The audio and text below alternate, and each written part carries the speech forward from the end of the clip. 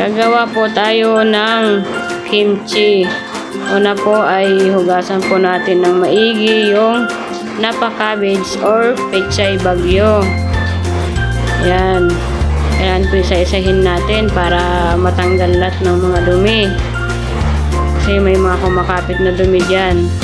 Kailangan isa-isahin talaga para malinis.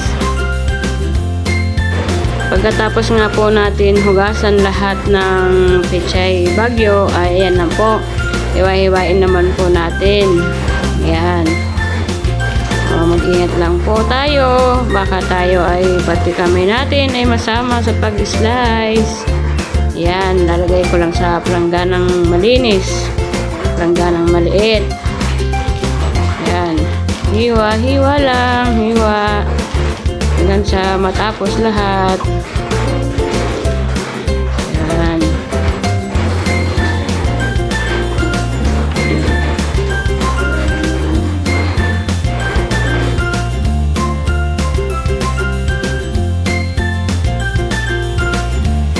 Pagkatapos po nating ma-slice lahat ng pechay bagyo, nilagyan ko po yan ng asin. Tapos halo-haloin, haluin ng haluin. Yan. Katapos niyang mahalo ko lahat po yan, ay bababad ko muna siya ng kunting minuto. Hugasan na po natin ang carrots at radish. At pagkatapos niyan ay babalatan ko.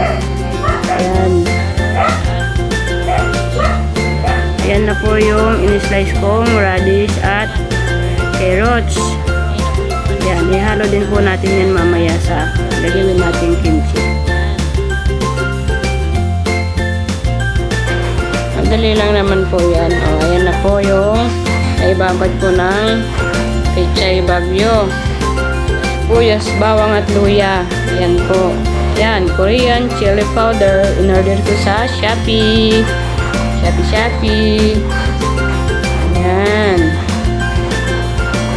Korean chili powder. Ayan, magpapainit nga po ako ng tubig. Naglagay po ako sa kawali ng kantong tubig. At ayan, nilagyan ko ng cornstarch. Tapos, haluin ng konti. At maglalagay na rin ako ng Korean chili powder. Ayan. Marami naman pong nabibila ng Korean powder. Yan po sa online. Sa Shopee ko lang po siya nabili. Ayan. Halo-haloin lang po yan.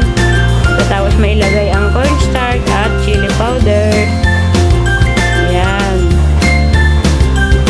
Halo-halo lang hanggang sa matunaw lahat ng inilagay ko. Ayan. Halo-halo. Halo-halo lang. Halo-halo. At ayan na nga po yung blender kong sibuyas, bawang at luya. Ilagyan ko din po yan ng kaunting patis. Pampalasa po. Ayan. Halo-halo. Haluin lang ng haluin hanggang sa matunaw ng maigi ng chili powder at cornstarch. Ayan. Halo lang. Halo-halo. Halo lang ng haluin ng maigi hanggang sa matunaw. Halo lang.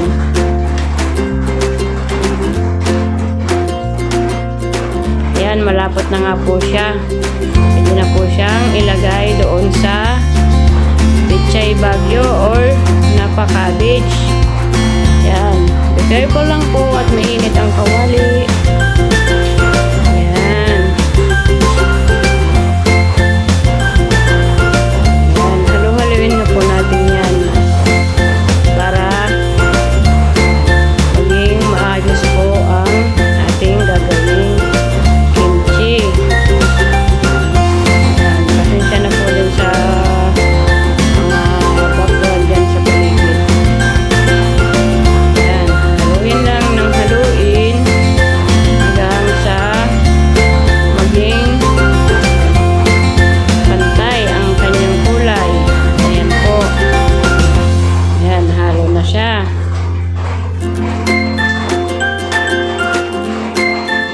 Pwede rin po kayong gumamit ng plastic gloves kung nahihirapan kayong gamitin ang kutsara sa paghahalo. Nasa inyo naman po yun.